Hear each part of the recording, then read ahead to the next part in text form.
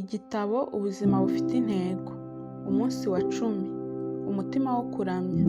Mwitange, mwihe Imana, muyiyegurire rwose kugira ngo mukoreshwe ibyo gukiranuka. Abaroma 6:13. Umutima wo kuramya Imana ni ukwitanga. Kwitanga ni ijambo abantu benshi banga. Baryanga nk'uko banga kuganduka. Kuko yombi avuga kwemera kuganzwa kandi nta muntu ukunda kuba inganzwa. Kwitanga byibutsa ishusho y'abantu batsinzwe urugamba bakamanika amaboko, cyangwa abakinnyi bemeye ko batsinzwe batanakinnye, cyangwa se kwemera ko waganjwe n'ukurusha amaboko. Iryo jambo kenshi rikoreshwa muri bene ubwo buryo busuzuguritse. Abagizi ba nabi bafashwe baritanga bakishyira mu maboko y'ubutegetsi.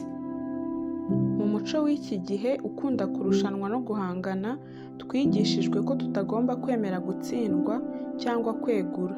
Niyo mpamvu tumva kenshi abantu bavuga ibyo kwitanga. Niba gutsinda ari ryo shema kuri bose, kwitanga ni ikimwaro. Twahitamo kumva amagambo nko kuba aba mbere, gutsinda, kunesha, kwigarurira, aho kumva kuganzwa, kuganduka, kumvira no kwitanga. Nyamara kwiha Imana ni wo mutima wo kuramya. Nicyo gisubizo gikwiye ku rukundo rw'Imana n'imbabazi zayo bitangaje. Twiha Imana tutabitewe n'ubwoba cyangwa agahato, ahubwo kubw'urukundo kuko ariyo yabanje kudukunda. Nyuma yo kwandika ibice 11 by'igitabo cy'Abaroma ku buntu buhebuje Imana yatugiriye, Pawulo adusaba guha Imana ubuzima bwacu nk'ikimenyetso cyo kuramya. Nuko bene data, kubw'imbabazi z'Imana zitarondoreka, mwiyegurire Imana nk'ibitambo bizima bitangiwe kuyikorera no kuyinezeza. Uko niko kuyikorera kwanyu gukwiriye. Kuramya k'ukuri ni ukuvuga kunezeza Imana, biboneka iyo witanze utizigamye ukiha Imana. Ubone neza ko ijambo ry'ingenzi muri uwo murongo ari kwiyegurira. Kwitanga ukiyegurira Imana niko kuyiramya nyakuri. Icyo gikorwa cyo gutanga ubuzima bwawe cyitwa amagambo menshi: kwiyegurira Imana, kwakira Yesu nk'umwami wawe, kwikorera umusaraba wawe, gupfa kuri kamere, kumvira umwuka. Icyangombwa ni uko wemera kubikora, si amazina ubyita. Imana ishaka ubuzima bwawe nta gace wishigarije, na 95% ntibihagije. Hari inzitizi 3 zitubuza kwiha Imana byuzuye: ubwoba, kwiyemera no kudasobanukirwa. Ntitwumva neza urugero Imana idukunda. Dushaka kuba ari twe tugenga ubuzima bwacu, kandi ntitwumva neza kwitanga icyo bivuga. Ese nshobora kwizera Imana? Kwizera bibanziriza kwitanga. Ntushobora kwishyira mu maboko y'Imana niba utayizera, kandi ntushobora kuyizera utarayimenya neza. Ubwoba butubuza kwitanga, ariko urukundo rutunganijwe rumara ubwoba. Uko ugenda urushaho kumenya urukundo Imana igukunda, biroroha kuyiyegurira. Wamenya ute ko Imana igukunda? Iguha ibihamya byinshi. Imana yivugira ko igukunda, iguhozaho amaso, yita kuri buri kantu k'ubuzima bwawe. Yaguhaye ubushobozi bwo kunezererwa ibyiza bitandukanye. Ifite imigambi myiza ku buzima bwawe. Irakubabarira kandi kwihanganira kuko igukunda. Imana igukunda birenze uko ushobora kubitekereza. Ikimenyetso cy'urwo rukundo kiruta ibindi ni uko Imana yatanze umwana wayo ngo abe igitambo mu cyimbo cyawe. Imana yerekanye urukundo rwayo idukunda ubwo Kristo yadupfiraga tukiri abanyabyaha. Nushaka kumenya agaciro ufite mu maso y'Imana, ujye ureba Kristo arambuye amaboko ku musaraba nk'aho yakavuze ati, dore ikigero ngukunda, nahitamo gupfa aho kubaho ntagufite. Ntabwo Imana ari umunyagahato w'umugome cyangwa umunyamahane ukoresha ingufu ngo aduhatire kumwumvira. Ntabwo ijya igerageza kuduhindura ku gahato, ahubwo iraduhendahenda kugira ngo tuyihe ku bushake. Imana ni umukunzi kandi ni umutabazi. Kuyiyegurira bituzanira umudendezo aho kudushyira mu bubata. Iyo twishyize mu maboko ya Yesu nibwo duhishurirwa ko atari umunyagahato ahubwo ari umucunguzi, ko atari umutware udukandamiza ahubwo ari umuvandimwe, ko atari umunyagitugu ahubwo ari inshuti. Kwemera intege nke zacu. Inzitizi ya kabiri mu kwitanga wese ni ubwirasi bwacu. Ntidukunda kwemera ko turi ibiremwa gusa, ko tudashobora kugenga byose. Ni cya gishuko cya kera ngo uzamera nk'Imana. Uko kwifuza kugenzura byose nicyo gitera guhangayika kwinshi tubona mu buzima. Ubuzima ni intambara, ariko icyo abantu benshi batabona ni uko intambara zacu ari nka rya joro Yakobo yaraye akirana, kenshi natwe tuba dukirana n'Imana. Dushaka kuba Imana kandi urwo rugamba ntidushobora kuzigera turutsinda. Toza yaravuze ngo impamvu abantu benshi bakibuza amahoro, bagishakisha, batajya imbere bigaragara, ni uko bakigeragereza. Tugerageza kugenda dutanga amategeko, bityo tukabangamira umurimo Imana iba ishaka gukora muri twe. Ntabwo turi Imana kandi ntabwo tuzigera tubayo. Turi abantu gusa. Iyo tugerageje kuba Imana turangiza dusa na Satani, kuko nawe nicyo yashakaga. Akenshi twemera ubumuntu bwacu mu bwenge, ariko ntibigere mu mutima. Iyo tugeze aho intege zacu zigarukira, dutangira kugaragaza uburakari, umujinya, ubusharire. Twifuza kuba barebare kurutaho cyangwa bagufi, kuba abanyabwenge kurutaho, kugira imbaraga kurutaho, kugira impano zirenze izo dufite, kurushaho kuba beza, no gukira kuruta aho tugeze.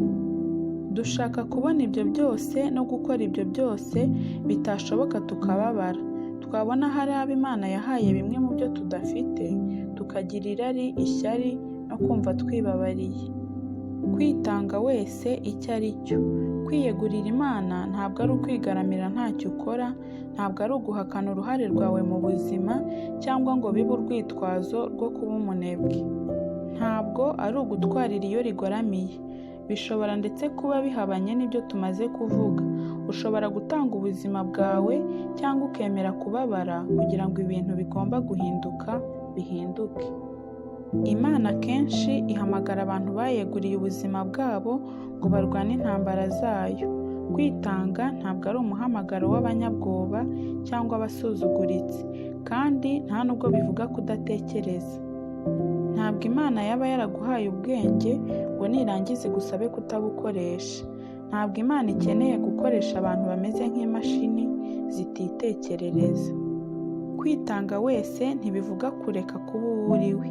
Imana ishaka kugukoresha uko uri. Aho kugabanya imiremerwe yawe, kwitanga biyongera imbaraga. Lewis yaravuze ngo uko tureka Imana ikadutegeka, niko turushaho kuba abo turi bo by'ukuri, kuko niyo yaturemye. Niyo yaduhanze twese mu butandukane bwacu, igenera buri wese uwo agomba kuba we. Iyo mpindukiriye Kristo nkamwiyegurira ngo nse nawe, nibwo ntangira kugira kamere yanjye y'ukuri. Kwitanga wese bigaragarira mbere na mbere mu kumvira. Iyo utangiye kuvuga ngo yego mwami ku byo Imana ikubwiye byose, kuvuga ngo oya mwami ni ukwivuguruza. Ntushobora kwita Yesu umwami wawe kandi uhindukira ukanga kumwumvira. Nyuma yo kumara ijoro baroba bagafata ubusa, Simoni aduha urugero rwiza rwo kwitanga ubwo Yesu yamubwiraga kongera bakagerageza. Databuja, twakesheje ijoro dukora cyane, nyamara ntacyo twafashe, ariko kuko ubivuze turongera tunaga inshundura. Abiyeguriye Imana by'ukuri bumvira ibyo ivuze, kabone n'iyo byaba bisa n'ubuswa. Ikindi kiranga ubuzima bwitanze ni ukwizera. Aburahamu yakurikiye umuhamagaro w'Imana atazi iyo imujyanye. Hana yategereje igihe cy'Imana atazi igihe bizabera. Mariya yategereje igitangaza cy'Imana atazi uko kizaza. Yozefu yizeye umugambi w'Imana atazi impamvu y'ibyamubagaho. Abo bose bari abantu batanze ubuzima bwabo babuha Imana. Umenya neza ko wiyeguriye Imana iyo utegereza Imana ngo abe ariyo ikoresha ubuzima bwawe, aho kugerageza kuriganya abandi, umaranira ko ibyo ushaka ari byo bikorwa, cyangwa ushaka kuba ari wowe ugenzura byose. ni uguhambuka ukareka Imana akaba ariyo ikora. Si ngombwa ko iteka wumva ari wowe kamara. Bibiliya iravuga ngo turiza Uwiteka umutegereze wihanganye. Aho kongera imbaraga zo kwirwanaho, wongera kwizera. Umenya kandi ko witanze burundu iyo utagihangayikishwa n'abakuvuga nabi ngo wihutire kwirwanirira. Imitima yitanze igaragara neza mu mibanire n'abandi. Ntuba ukibyiga abandi ubigizayo, ntuba ukirwanira inyungu zawe, kandi ntuba ukirebaho iyo wamaze kwitanga. Kimwe mu bintu birushya abantu kubyegurira Imana ni amafaranga. Bamwe baratekereza ngo ndashaka kubaho ubuzima bunezeza Imana, ariko kandi ndashaka no kuronka amafaranga ahagije azamfasha kubaho neza, ndetse nkazafata ikiruhuko cy'izabukuru ntahangayitse. Ikiruhuko cy'izabukuru siyo ntego y'ubuzima bwitanze, uko usanga akenshi kugitegura bibyigana n'Imana ku mwanya wa mbere w'ibyo uha agaciro mu buzima. Yesu yaravuze ati ntubasha gukorera Imana n'ubutunzi. Ahandi ati kuko aho ubutunzi bwawe buri ariho n'umutima wawe uzaba. Icyitegererezo gihebuje cy'ubuzima bwitanze ni Yesu ubwe. Ijoro ribanziriza ko ajya ku musaraba, Yesu yiyeguriye gusohoza umugambi w'Imana. Nibwo yasenze ati Data, byose biragushobokera, undenze iki gikombe cy'umubabaro, ariko bye kuba uko njyewe nshaka, ahubwo bibe uko wowe ushaka. Ntabwo Yesu yasenze ngo Data, niba ushobora kunkiza uyu mubabaro, umbabarire ubikore. Yari yamaze kwihamiriza ko Imana ishobora byose. Ahubwo yarasenze ngo Mana, niba ubonamo inyungu zawe mu kunkiza uyu mubabaro, ubikore. Ariko niba ari bwo buryo bwo gusohoza imigambi yawe, nibyo nanjye nshaka. Kwitanga by'ukuri biravuga ngo Data, niba iki kibazo, ubu bubabare, iyi ndwara, ibi ngezemo bikenewe kugira ngo usohoze umugambi wawe kandi biguheshe icyubahiro mu buzima bwanjye cyangwa mu bw'undi, ntubikureho. Ntabwo iki kigero cyo gukura kigerwaho mu buryo bworoshye. Na Yesu ubwe yasengeye kwakira uwo mugambi w'Imana ageza aho abira ibyuya by'amaraso. Kwitanga ni umurimo ukomeye. Kuri twe haba urugamba rukomeye mbere yo kunesha umutima wo kwikunda. Umugisha uzana no kwitanga. Bibiliya isobanura neza icyo wunguka iyo wemeye kwegurira ubuzima bwawe mu maboko y'Imana. Icya mbere, ubona amahoro. Rekeraho guhangana n'Imana. Niwiyuzuza nayo nibwo uzabona amahoro, ubwo nibwo ibyiza bizakuzaho. Icya kabiri, ubona umudendezo. Mwihe Imana kubwo kugendera mu nzira zayo, nibwo umudendezo wanyu utazashira. Amategeko yayo abakura mu bubata, akabaha kubaho mu mudendezo we. Icya gatatu, ubona imbaraga z'Imana mu buzima bwawe. Ibigeragezo bidatsimburwa n'ibibazo bikurenze biranesheka iyo ubyeguriye Kristo. Ubwo Yosuwa yari agiye kurwana urugamba rukomeye kuruta izindi, Imana yaje kumusanganira, yikubita hasi arayiramya, maze ayegurira imigambi ye. Uko kwitanga niko kwabahaye kunesha gutangaje i Yeriko. Bisa n'amayobera. Kunesha biva mu kwishyira mu maboko y'Imana. Kwitanga ntabwo bikugabaniriza imbaraga, ahubwo bikongerera imbaraga. Iyo wiyeguriye Imana ntacyo uba ugitinya, kandi ntuba ukeneye kugira ikindi wiyegurira. William washinze umuryango witwa Salvation Army yaravuze ngo ikigero cy'imbaraga z'umuntu uwo ari we wese gipimwa n'aho ageze yiyegurira Imana. Abantu bitanze nibo Imana ikoresha cyane. Imana yahisemo Mariya ngo abe nyina wa Yesu, atari uko yari azi ubwenge cyane, ko yari akize cyangwa afite uburanga, ahubwo nuko yari yemeye kwitanga. Ubwo marayika yamusobanuriraga umugambi w'Imana wasaga n'udashoboka, yamushubije atajijinganije ati dore ndi umuja w'Imana, bimbeho uko uvuze. Nta kintu kigira imbaraga nk'ubuzima bwashyizwe mu maboko y'Imana. Nuko rero mugandukire Imana. Uburyo buhebuje bwo kubaho. Uko byamera kose, buri wese agira ikintu cyangwa umuntu yiyeguriye. Niba utariyeguriye Imana, uziyegurira ibitekerezo cyangwa ibyifuzo by'abandi. Uziyegurira amafaranga cyangwa ubusharire, ubwoba, ukwiyemera kwawe amarari y'uburyo bwose cyangwa kamere yawe. Waremewe kuramya Imana. Nutayiramya uziremera ibindi ibigirwamana uzegurira ubuzima bwawe. Ufite umudendezo wo kwihitiramo ibyo wiyegurira, ariko ntabwo ufite umudendezo wo kwirinda ingaruka z'uko uhitamo. Stanley yaravuze ngo iyo utiyeguriye Kristo uba wiyeguriye ubuzima bw'akajagari. Kwitanga si bwo buryo bwiza bwo kubaho, ahubwo ni bwo buryo bwonyine bwo kugira ubuzima nyabuzima. Nta yindi nzira uzabona. Ibindi abantu bagerageza bijyana mu mubabaro, kwicuza no kwizanira akaga. Uburyo bwo guhindura Bibiliya bwa King James bwahinduye kwitanga bavuga ngo nibwo buryo bukwiye bwo gukorera Imana. Ubundi buryo bwo guhindura buravuga ngo nibwo buryo bufite ubwenge bwo gukorera Imana. Kwegurira Imana ubuzima bwawe ntabwo ari ubuhubutsi budatekerejweho, ahubwo ni igikorwa kibanzirizwa no gutekereza neza, kigashingira ku bwenge. Nicyo kintu cy'ubugabo n'ubushishozi umuntu ashobora gukoresha ubuzima bwe. Niyo mpamvu Pawulo yanditse ngo nicyo gituma tugira umwete wo kumunezeza. Ibihe byawe byo gushishoza nyakuri bizaba ibyo uzabwira Imana ngo yego. Bishobora kugutwara imyaka, ariko amaherezo uzagera aho usobanukirwe ko inzitizi ya mbere y'imigisha y'Imana mu buzima bwawe atari abandi, ahubwo ari wowe ubwawe. Kugendera ku bushake bwawe, kwiyemera kwawe, kutagonda ijosi n'imigambi yawe. Ntushobora gusohoza imigambi y'Imana ku buzima bwawe igihe cyose uzaba wiruka inyuma y'iyawe migambi. Imana nitangira gukora umurimo ukomeye mu buzima bwawe, icyo ni kizaheraho. Nuko rero byose byegurira Imana. Ibyo wicuza bitagenze neza kera, ibibazo byawe by'uyu munsi, ibyo utumbiriye imbere yawe, ibyo utinya mu buzima, ibyo wifuza, intege nke zawe, imico wafashe, ibyakubabaje hamwe n'ibikunanira. Ureke Yesu abe umushoferi w'ubuzima bwawe. Umurekurire diregisiyo akujyana aho ashaka. Ntutinye. Nta kintu na kimwe Yesu agendesha kijya gikora impanuka.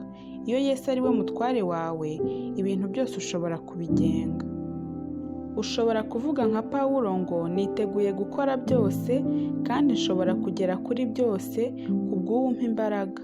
Ni ukuvuga ngo mba nihagije iyo ndi mu bushobozi buhebuje bwa Yesu Kristo. Pawulo yatangiye kwitanga umunsi yari mu nzira y'i Damasiko, agakubitwa hasi n'umucyo mwinshi wamuhumye amaso. Ku bandi Imana ikoresha ubundi buryo bworoheje ngo iduhwiture.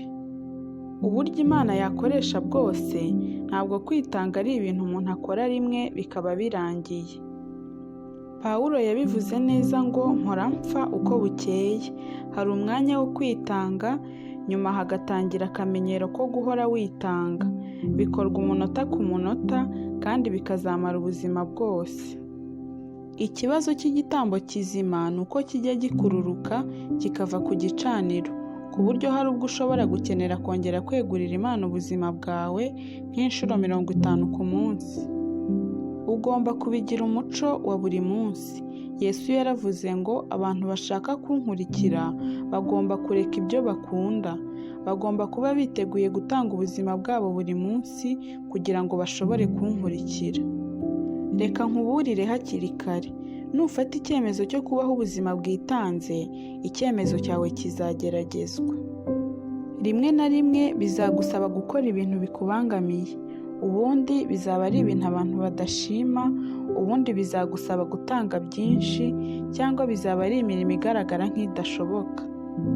Kenshi bizagusaba gukora ibitandukanye n'ibyo wifuzaga gukora. Umwe mu bayobozi bakomeye b'Abakristo mu kinyejana cya 20 yabaye Bill Bright, watangije umuryango wa Campus Crusade for Christ. Kubw'abakozi b'uwo muryango bakwiriye hirya no hino mu bihugu byose, terete z'amategeko 4 yo mu mwuka na sinema y'ubuzima bwa Yesu yabonywe n'abantu barenze miliyari 4, abantu barenze miliyoni 150 bakiriye Kristo, bityo bahabwa ubugingo bw'iteka.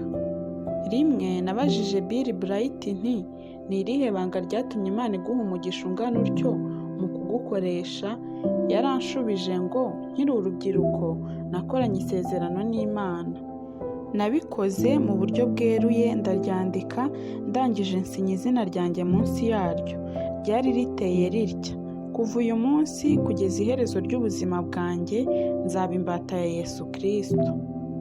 Wari wasinye isezerano nk'iryo n'Imana, cyangwa uracyatera amahane ujya impaka n'Imana ku byo gukoresha ubuzima bwawe uko ibishaka? Uyu ni wo mwanya wawe wo gutanga ubuzima bwawe ukabwegurira ubuntu, urukundo n'ubwenge by'Imana. Umunsi wa 10: gutekereza ku ntego y'ubuzima bwanjye. Ingingo yo kuzirikana: umutima wo kuramya ni ukwitanga. Umurongo wo gufata mu mutwe: muyiyegurire rwose kugira ngo mukoreshwe ibyo gukiranuka. Abaroma 6:13. Ikibazo cyo gutekerezaho: ni akahe gace k'ubuzima bwanjye ntari negurira Imana?